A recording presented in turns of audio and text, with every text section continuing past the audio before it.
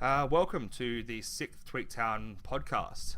We have a few things to cover today. We've had a couple of releases in the last couple of hours that will really get everyone excited. So we're just going to dive straight into it.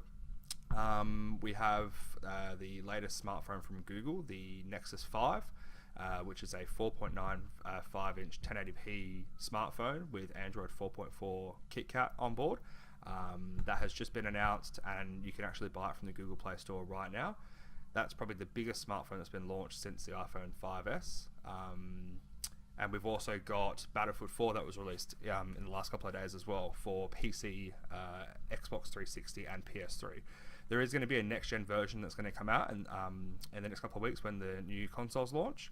And we're going to talk about that in a couple of minutes. So first off, we're just going to be talking about the Nexus 5. It's the latest smartphone from Google. It's a pure Android smartphone, so there's no TouchWiz, there's no Sense UI on top. It's just pure Google, and it has a price point of $349. So that's where we have a smartphone that has come in. It's the latest tech from Google, and LG builds it, and it's priced at just $349. Considering that the latest iPhone 5C, even the cheaper model, and not even counting the iPhone 5S, which is $600-700 or more, this virtually beats the specs of both of those phones. Like we said before, it's got a 4.95-inch 1080p display. It has wireless charging. It's got 2 gig of RAM. It's got an 8 megapixel rear camera with image stabilization. It's got Gorilla Glass 3, and probably the lowest point of the phone is the 2300 milliamp hour battery. But when these things use wireless charging, you can just throw it on charge. I have a wireless charger on my desk. I just throw it on charge, and it's pretty easy to use. And that, you can just be walking in from outside, throw it onto your table, and it's going to charge. As soon as I go back outside, or I'm going to go to the shops or something, I'll grab my phone and go. So that's one of the good features that the Nexus 5 has. The biggest feature that probably sets it aside from the Nexus 4, which is a big feature that we missed, especially when I reviewed the phone, is 4G LTE. The Nexus 4 didn't have that. It was one of the biggest down points of the phone. At the time, I didn't really care because I'd only just started using 4G handsets. And then you start using a Galaxy S4 in 4G or a HTC One in 4G. And here in Australia, I can pull down 85 megabit compared to nearly 10 with the 3G handset. So it's one big feature of the Nexus 5. Charles, what do you think? As a HTC One owner, as a Google fan, what do you think of the Nexus 5? I think it's probably one of the nicest Android phones ever made. Hardware, it's very robust. It's pretty much on par with the Galaxy S4. But where it really shines is Android 4.4. That brings forth a whole world of new features. And I think that's going to be one of the big points going into the future of Google is we can look at the Nexus 5 as this big release from Google. Here's Android 4.4, here's a full HD display, here's 4G LTE, here's a $349 price point. But at the end of the day, Google have so much going on. It's not like a movie gets released, a new movie, here you go for a couple of months, it's popular, then they have to wait 2 years for a new movie. Google have got this out. Within the next couple of months, we're probably looking at a consumer version of Google Glass. So you're going to see like this big join of Nexus hardware, and that not only Nexus 5, I'm talking Nexus 7, Nexus 10, and then a mix between Chrome and all the Chrome OS PCs, and then Google Glass. So you're seeing with Android 4.4, we now have improved support for Google Now, better integration with Google Now, and also the Nexus 5 and Android 4.4, I should say, works better with the command OK Google. So like on the Google Glass, where you can swipe the side and you can say OK Google and it will wake it up, or the Moto X smartphone, you can say OK Google, and you might say OK Google search TweakTown, OK Google search Battlefield 4. It'll wake up and do that search for you. So that's a cool little feature. Charles and I were talking before that it has universal integrated search. So if you're a business owner and you use Google Contacts and stuff like that, it will go through your business contacts and kind of keep it in one spot instead of having multiple accounts and stuff like that. It's going to use less memory, so you'll probably see an uptake in Android 4.4 KitKat on smart devices much quicker than Ice Cream Sandwich and Jelly Bean, Android 4.0 and 4.1, 4.2. One of the biggest features, I think, for me, even though it's not a big thing, but a built-in screen recorder. So for me, when I'm reviewing a smartphone, I can show people the menu system of a smartphone. Maybe not stock Android, but something with Sense UI or something like just another skin on any phone. You can actually record the screen, so you can be showing a friend, this is how you, or show a family member that might not be mobile savvy, how do I do a backup of my data? Then you can just go, here you go, this is how you do it, send them a video. Like that stuff is, to me, that's what changes things. It makes things easier, and Apple have always been that go-to company for where the company that makes things easy to use. But at the end of the day, Google's starting to do that now. I think that the whole unifying Android thing is really big. Google pushed in their press release, they pushed pretty hard about this is the end of fragmentation for Android. And I think that's been probably the biggest drawback to Android for a lot of people and a lot of companies for a very long time. Is ever since Android 2.2, it's required so much RAM to run just simple tasks on Android that, unless you had at least a mid-range phone, you had a very bad experience.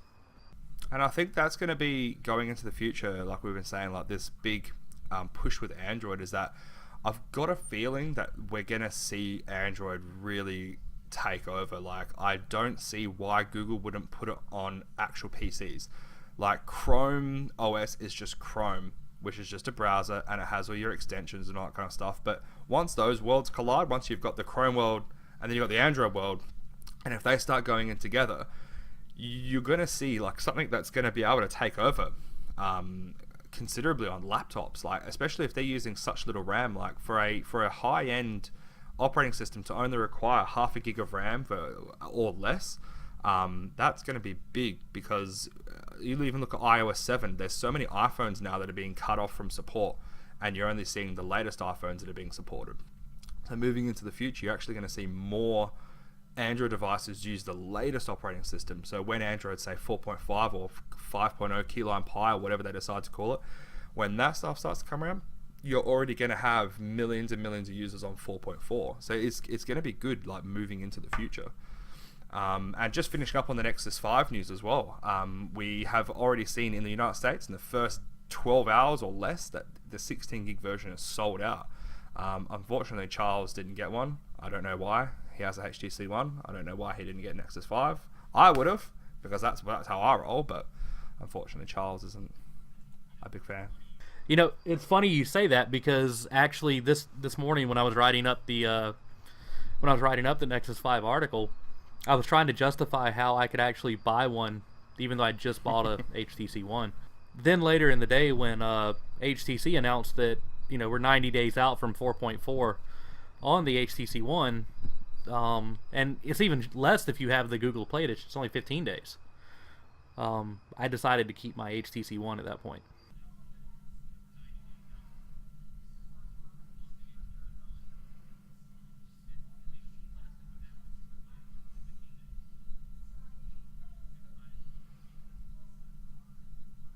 I think that's the thing now these days, is that's what Google are doing well, is that HTC One is an amazing phone, Galaxy S4 is an amazing phone, Note 3 is an amazing phone, Nexus 5 is an amazing phone, and all of them can soon run Android 4.4.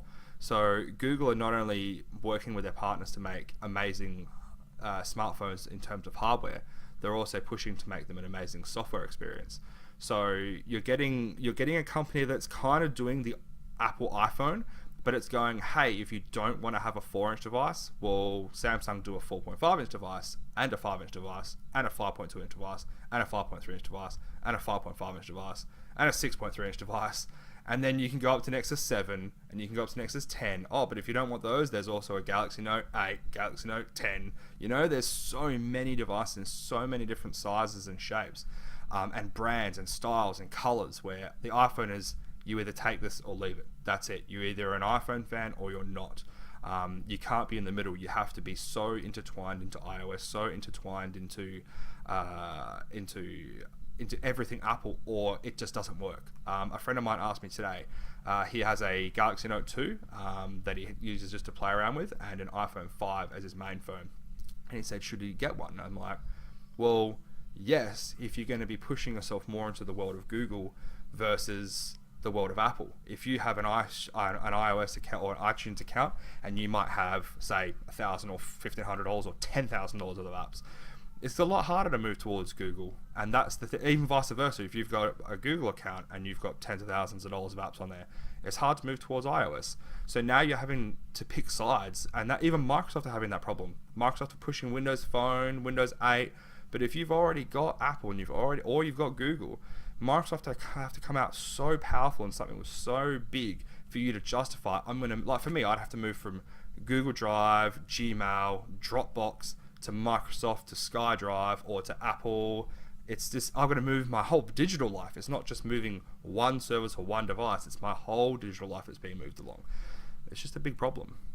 I agree. There's three big ecosystems now, and you have to find the one that fits you best and stick with it. You can't just bounce around every time a new device comes out and say, hey, okay, I'm going to get this one and I'm going to move everything to Apple. It just doesn't work that way. Yeah. And you have to make those decisions quick and early. I did mine maybe after the iPhone 3GS. I went to a HTC Desire. And Android back then wasn't that good, but I stuck with it, and I thought, okay, I'll stay and see how Android goes. And then Galaxy S2 comes out. I'm like, wow, I bought one outright, and I've stayed with Android since. I had a Galaxy S3. I've tested Galaxy S4. I've tested the Nexus 4. Nexus 4 is my everyday device. Sony makes some amazing phones, and I really think Sony's going to come out on top. On top of HTC, I think HTC will maybe be purchased by a bigger company. Sony have got some amazing devices out now, and I think Android 4.4 is only going to push that. And then you got huge system-on-chip manufacturers like Qualcomm. They've got their chips in everything. They make amazing technology, and that's today's tech. Next year you're going to be seeing 4G is a total standard. You're going to be seeing 4K rear cameras. This is stuff that Apple should have been on top. We have the A7, we do 4G, we do 4K recording, we do full HD display. It's not even a HD display. Like, yes, pixels don't mean everything, but they do sometimes. Well, it's like Qualcomm, like you said, Qualcomm's in everything. Even Samsung runs a Qualcomm processor in their phone. I was actually telling my brother that yesterday. I was at their house for Halloween here in Australia, and he knows tech, but he wouldn't know who Qualcomm is. And I was talking to him about Qualcomm, and I'm like saying how powerful they are. He's like, but Apple and Intel and AMD, they're the ones with the processor. I'm like, do you actually realize how big Qualcomm is? I'm like, you probably have Qualcomm devices in this house and you don't even know. And he's like, no, there's no way we would. And my dad actually has a Galaxy S4 4G. And I'm like, wait. And I looked on top of, and I knew it was on top of the phone. Like, there's a little Qualcomm 4G sticker. And I said to my brother, I'm like, pick up Dad's phone and tell me what you see on top of it.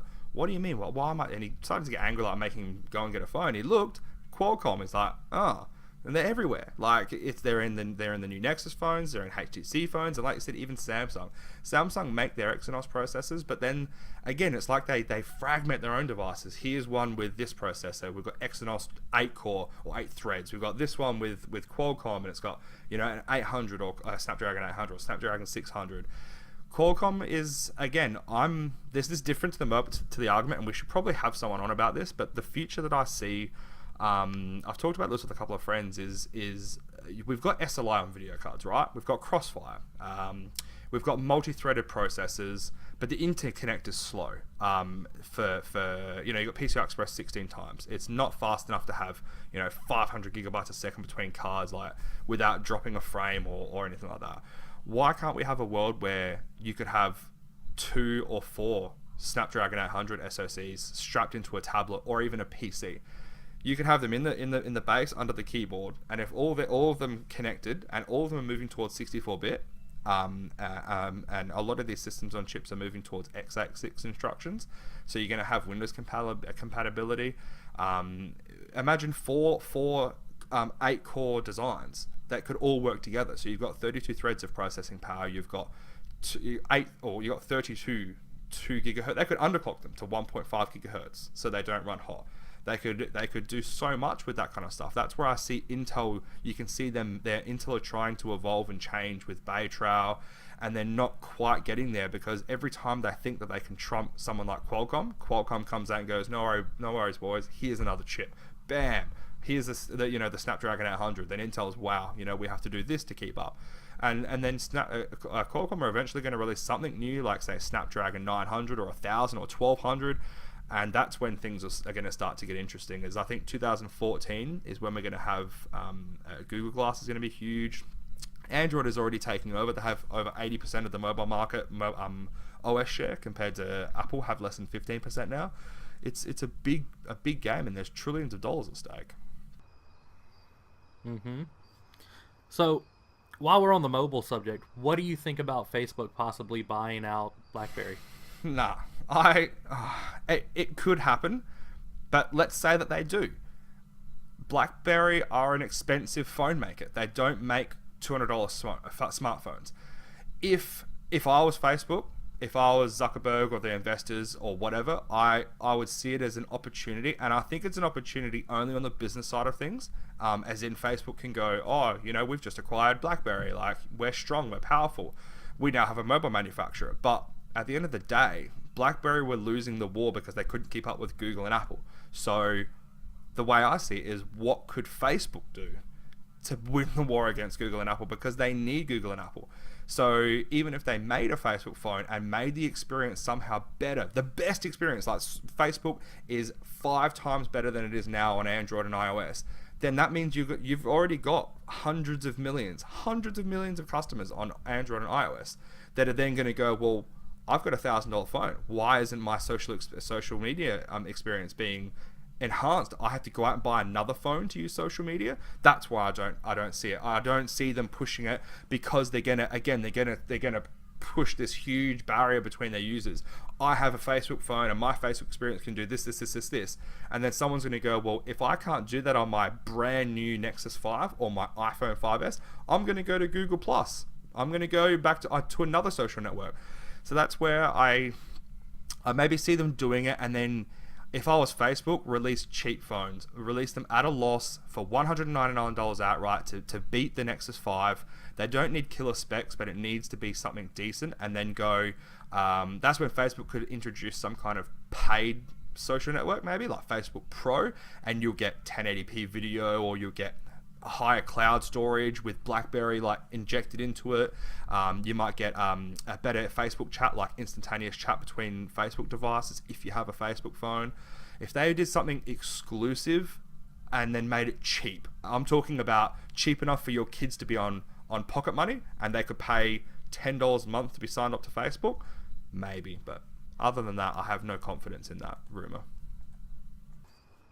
If any social network buys them, I think the one to benefit the most out of it would be LinkedIn. Probably, for professional people, yes. That I would then go, yeah. Roll it into the whole enterprise thing all over again. Completely get rid of the consumer side of things. Make it a solid Android-based LinkedIn phone. What would be more interesting is for Google to come in and buy LinkedIn and buy BlackBerry. They would then have Motorola. They would then have LinkedIn. They would be able to fight against Facebook on one hand because of their social network, and then Google Plus, obviously. And then they could fight against the professional mobile market because they could go, well, here's the Nexus B, and the Nexus B stands for Nexus BlackBerry, whatever, I don't know. And then they go, this device is military grade, it's this, it's that. They could push it to governments, it's completely secure. But by the way, you can sideload Android. So that's when they could do something interesting. Apple would never do anything like that because they'd want to pretend that they had the innovation themselves. And you can see that in iOS and the fingerprint scanner, which was hacked in like 3.7 seconds. I don't know. I don't agree with software companies buying hardware companies because that means that they're going to have to push something on you. Like a software company generally makes money from ads. So then a hardware company is going to come in that generally makes money from actual from patents and from selling devices. A software company doesn't know how to do that. I still stand by what I said back, I think it was even in our first podcast, was that Samsung or Apple's going to swoop in at the last minute when stuff gets really cheap, and they're going to buy whatever they need, and they're going to let the rest go away. They'll come in like vultures. They'll take apart, like I said, everything they need. They might need specific parts. Throw the rest, and then they'll hold the patents. They'll have the patents there. They can hold them. They can do whatever they want. Sell them. They can do what they want. Right now, Google seems completely unstoppable. Their stock price is over $1,000 a share. They've just released huge profits in their last earnings. They've got more devices being sold than ever before with Android. The Chrome OS devices are actually selling quite well, and then you've got Apple, which they're not doing anywhere near as well as they were a year ago. We were the first site to call their downside, saying that they jumped the ice shark. I had emails sent to me saying that I was wrong, and then a year later, everything that I said, pretty much 9 out of 10 things came true. Apple are finished in the innovation market. The iPhone 5S and iOS 7 was their last time to shine. And ever since the first probably 3 days of Apple Frenzy, I haven't had a single friend, a single person brag about iOS 7. I haven't had a single friend of mine buy an iPhone 5S because they already had an iPhone 5. That's where Apple are having a problem. They're selling less phones per quarter as the time goes on. But then you got someone like Samsung selling more. So really, if anyone was going to do it, I would expect Apple to pull out them. They got a lot of cash. They're sitting on a lot of cash. They could buy someone like a big player in the market without a problem. It wouldn't even need to be LinkedIn or Facebook. Like, they could easily do it. I think the next one to fall, personally, will be HTC. HTC will be the next company to fall like BlackBerry did. And I would say probably within the next 6 months, 6 to 9 months. I don't think they'll make it through halfway through 2014. I think they'll be gone, and they'll be stripped away and sold for patents. And it'll most likely be a company like maybe Samsung will buy them to make their premium devices with. Well, if you remember back when you were in Montreal, I wrote an article that Lenovo is actually considering buying HTC. Yeah, I read that, and that made me excited because Lenovo is a company that I could see doing something good by acquiring HTC. Not just acquiring them to shut them down and take their customers, but Lenovo are the biggest PC manufacturer in the world. People don't know that. And with someone like HTC, they could actually do some really good things because they could just keep HTC's current product pipeline, which is probably, 2 years in advance, and they could just go, here's more money, here's more exposure, here's a push into the US market where HTC doesn't do too well, here's a big push into China where HTC does well, but give them more marketing money, because that's one thing that Samsung and Apple have. Like, they make, even now, Samsung make pretty much mediocre devices. Like, they feel plastic, they feel cheap, but they're popular. Where Apple make premium devices and they're popular. So you've got these two juggernauts, but HTC are right in the middle. They make really good products, competitively priced, they feel great, but they don't sell anywhere near as well.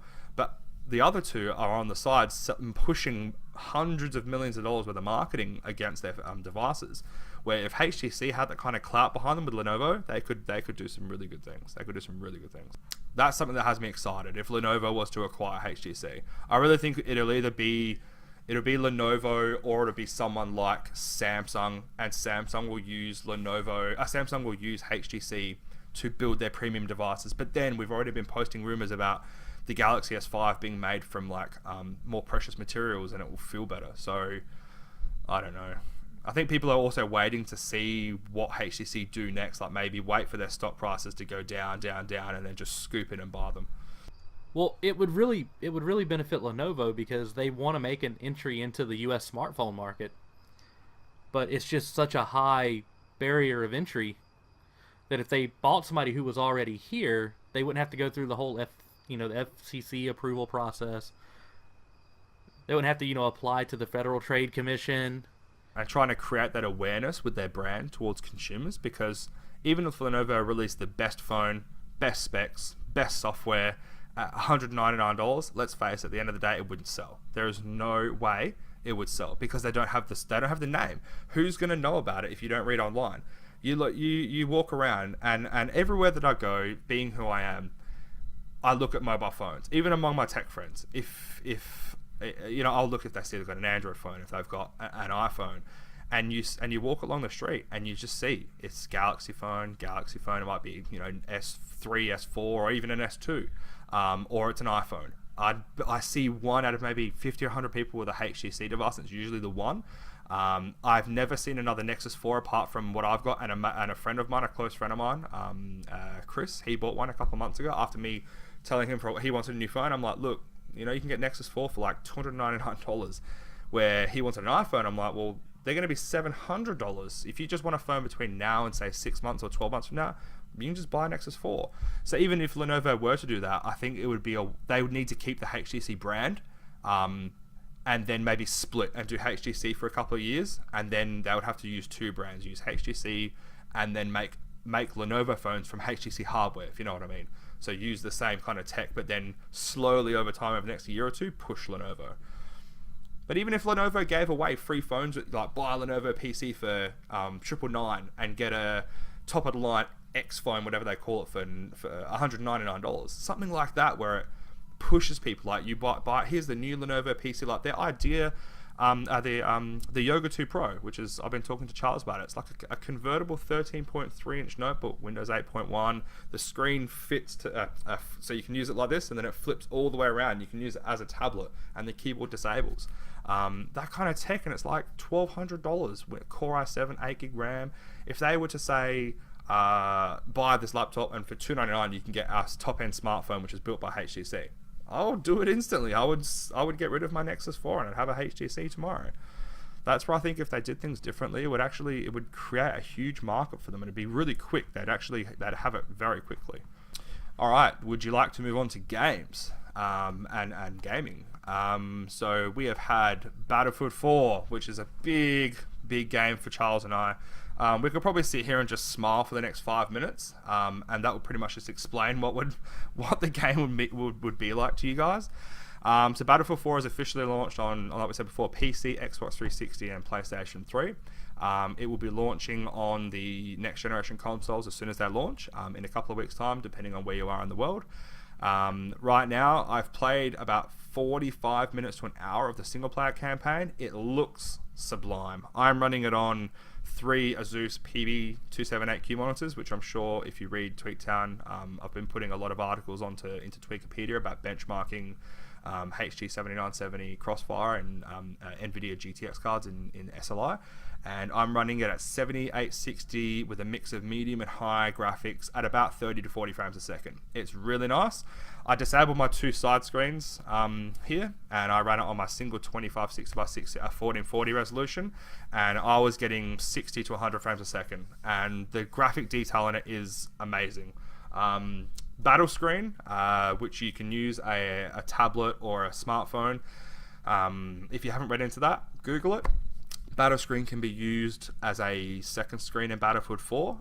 So, for example, I used it yesterday afternoon when I first launched up Battlefield 4. I had my Nexus 7 sitting to my right on my TiltVu wireless charger, so it was charging while I was gaming, and I used it as a mini map. So I could choose my loadout, so I could customize my weapons and my specific silencers and stuff like that.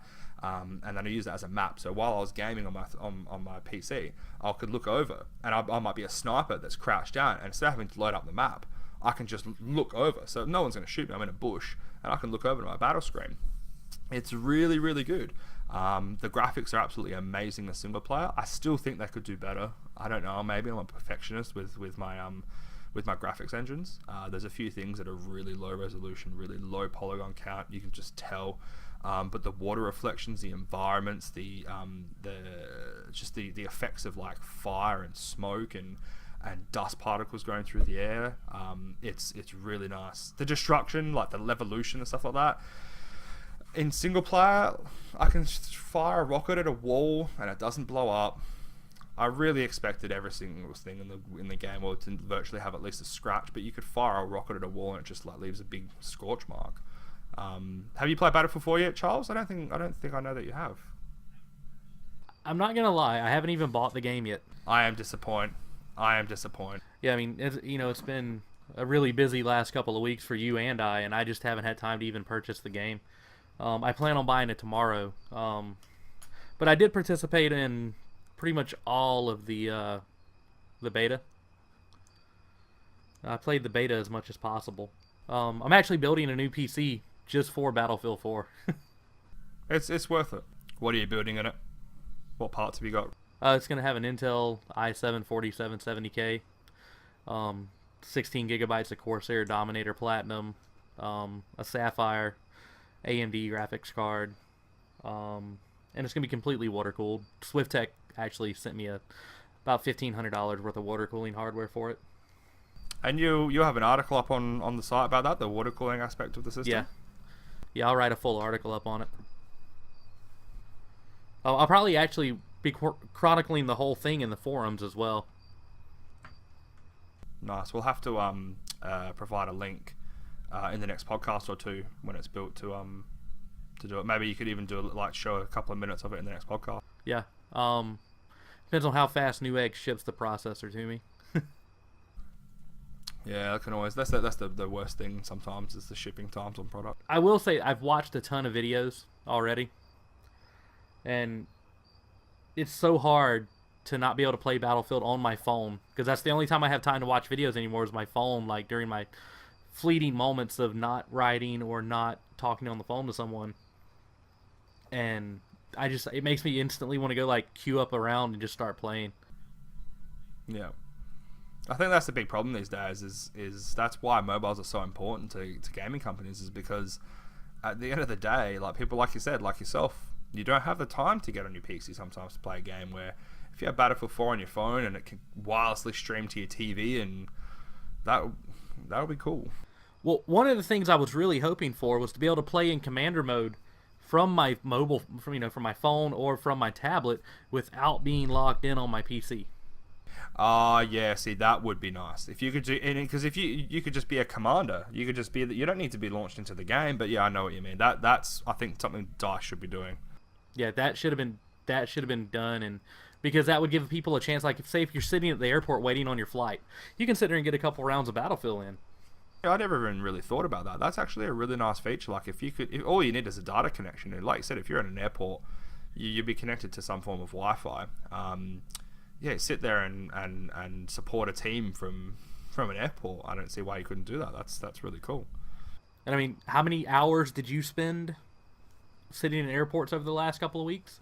Oh, going to Montreal and back was just, I think, in the air and airports on the way there was just over 30 hours, and on the way back was just under 40 hours. Imagine today, the FAA just released, their statement that they're going to allow mobile devices to be used in air, from takeoff to landing. So imagine while you're on that 30-hour flight, you can be battlefielding the whole time. Man, if they did something like that, it would change everything. Really, Apple could market something like that and use the phrase that they always do, change everything, because it really would. I'd love to not even just play games. I'd love to just be able to surf the web on the plane.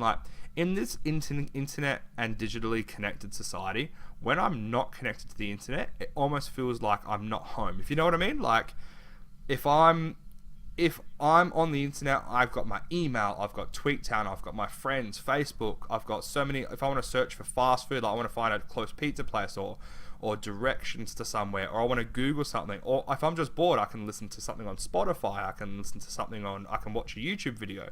When I don't have that, it's where am I? Why aren't I connected to the internet? The first thing I do when I get off the plane is look for the free Wi-Fi. It's the first thing I do. I connect, boom, boom, boom. I got 1,000 notifications, emails, Facebook, Google Hangouts, Gmail.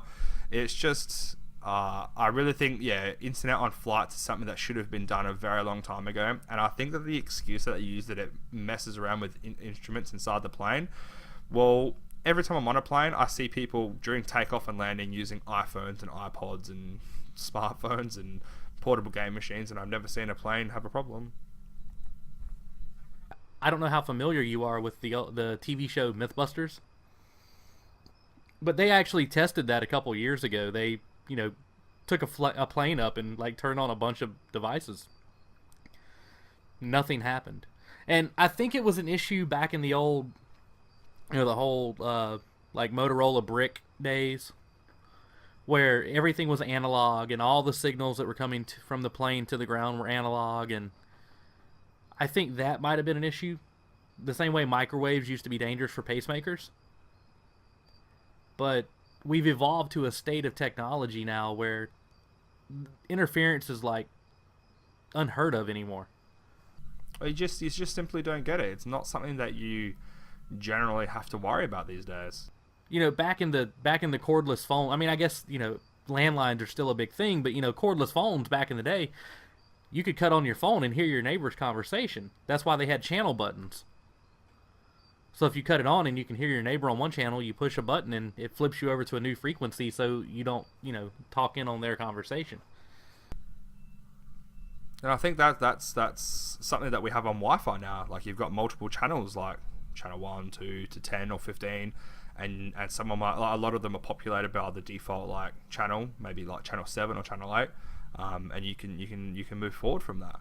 But I think, like with the plane, like at the end of the day, they really should have free Wi-Fi on the plane and have a massive connection that goes out, like maybe 50 megabit or something like that, and then that feeds everyone on the plane half a megabit each. I don't see why they couldn't do that. While we're on the subject of gaming, what do you think about the new CastAR system from Technical Illusions? Anything involving augmented reality and virtual reality has me excited, because like in my article, I only referenced Rift because I've used Rift and I've used it extensively on games and apps and stuff like that. But I believe the augmented reality and virtual reality technologies and especially CastAR and Oculus, I think that is the future. Maybe not the first iteration, maybe like second or third generation. I think we're going to see a huge push, and I think it's great because if someone like CastAR was to release a product, say CastAR came out 10 years ago, they would have not talked about it very much, released a product, wouldn't have been that good, released another product, a little bit better, release another product, a little bit better, release another product, pretty good, and then it starts on as being a successful product. The iPhone was the same thing, Galaxy smartphones are the same thing, but I think it's exciting. I think once all these things need is a killer app. That's all they need. One single game where you put it on, and within 5 minutes you know that has changed your interpretation and your requirements of a game. Like if they were to release, say, a true next generation horror game on Rift, or an augmented reality game, say maybe a sword fighting game on CastAR mixed with other technology like augmented reality, or like holding a sword or something, that would change things. That would truly change things. The really interesting thing, when I was in the interview yesterday with the Technical Illusion guys, they said that one of the big questions on Kickstarter has been, can we take this retro reflective material that the projector headset, you know, bounces the image off of, can we take this and like surround a like airplane cockpit with it and pretend we're in like a flight simulator? And apparently they're gonna demo that very soon.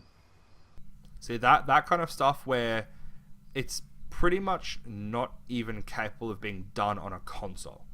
When they release that kind of stuff, it's gonna pull people to PC, and that's where I think PC is kind of lacking right now, because we don't really have that kind of next gen tech. But you can buy Oculus Rift right now. You have one, I have one. Even though we work for a tech site, as a normal person, you can buy one. You don't need to be anyone special. You can be a 15-year-old kid. All you need is a credit card or PayPal, and you can grab one. I think that's what's good as well, is that these companies,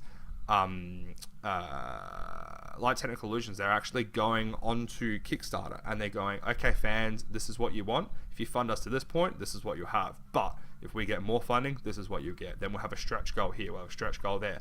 That's cool, man. Like, that's if Microsoft and Sony had stretch goals for their consoles and said, look, if we get an extra $50 million of funding, we'll make every game 1080p 60 FPS. I would have funded it back in the day if I knew that it was going to be at that point. But they give you this device where, here you go, guys, that's it. This is how we think it should be. Battlefield 4 on consoles is 720p.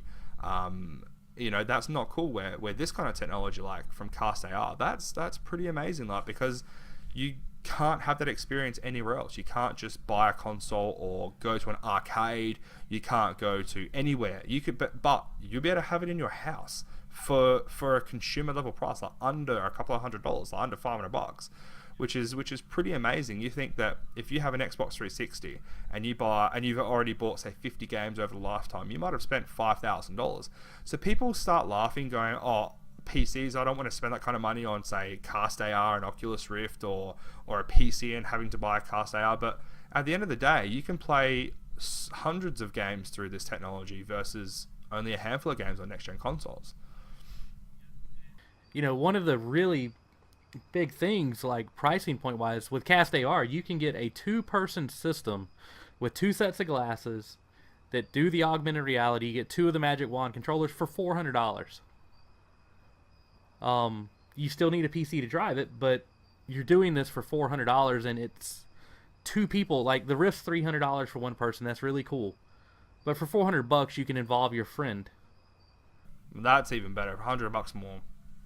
I actually backed them today at the $400 level. I have that much faith in it.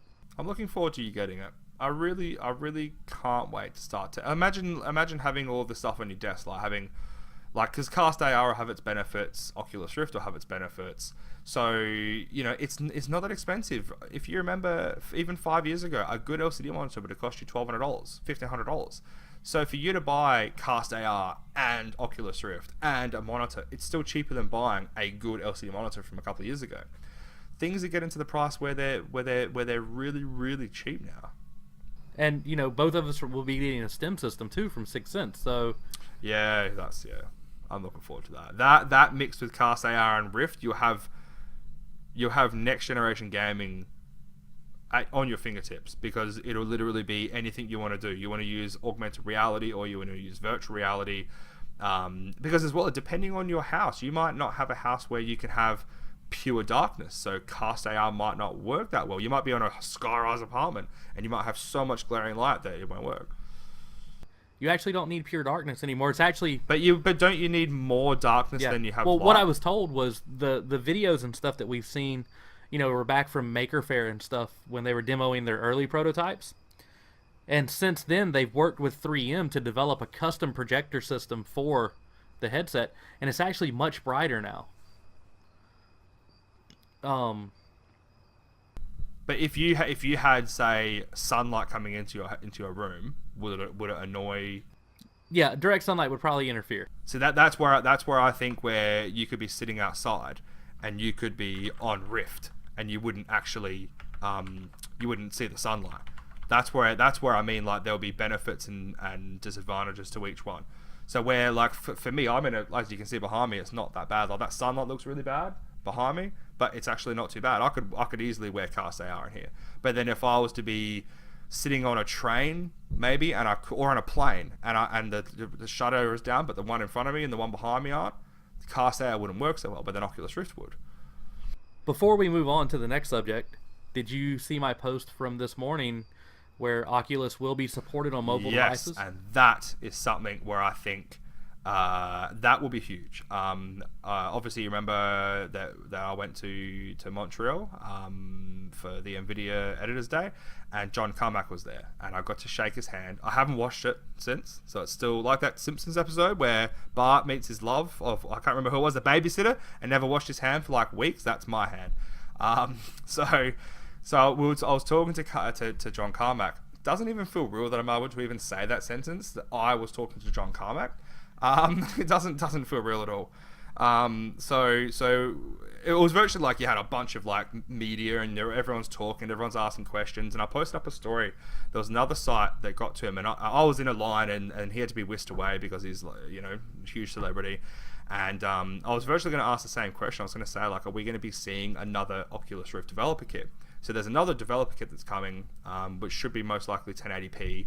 And then the consumer edition, which if I had to make an educated guess, I would say that it's going to be at least, or I know that it's going to be at least a minimum 1080p, but I've got a feeling it's going to be 4K, or they're going to release two, and it's going to be 1080p for $299, 4K for maybe $499. And when they release these things for mobile devices, the one thing that I have against it is that they better not be wired. It has to be wireless. I don't want to be sitting there holding my Nexus 5 or whatever tablet or phone I've got, and I've got this huge like cord, like matrix cord coming out of the back of my head, plugging into the phone. If they can give me wireless 1080p streaming, I'm there. I'm down with it. Even if I had to have a cable, I'll probably still use it. But I think mobile and VR is going to be bigger than PC and VR. Only because there's more people and more potential customers. That's where I believe VR. That's why I said in my article, next gen gaming is not consoles. It's gonna be things like CastAR and Oculus Rift, because at the end of the day, they can give you an Oculus Rift, $299, and if they make it compatible with mobile, which they are, and I can go onto Google Play Store, and because it's only going to be on Android, I don't see Apple supporting it, and I can go on. No, it's only on Android. So that's where it's going to be huge. So they can go, okay, Google will see it as an exclusive, and it is an exclusive. So they're going to go, here's the Google Play Store, the Rift version. They'll have a Rift store, and then you'll be able to go in and buy games for $2.99, for $5.99, for $10.99. That is where the market is. The market isn't at a game where in Australia I just paid 89. This isn't Australian dollars, which is virtually exactly the same as US. $89.99 for Battlefield 4 and $59.99 for Premium. So there's $150 that I've just spent on one game, and I might only play that for 30, 40, 50 hours over a lifetime. But when you give me a Rift and you give me a cool horror game for $4.99, I throw that money away. It's $4.99. The way I go, think about it. If I bought a bottle of drink, a bottle of water, or a coffee, or like a burger, it's the same price as that. So I would not buy that item, and I would justify buying the $5 game. So moving into mobile is actually, that should be big news for a lot of people. That to me is very, very, very exciting. To hear Oculus moving into mobile. That's I can't wait for that.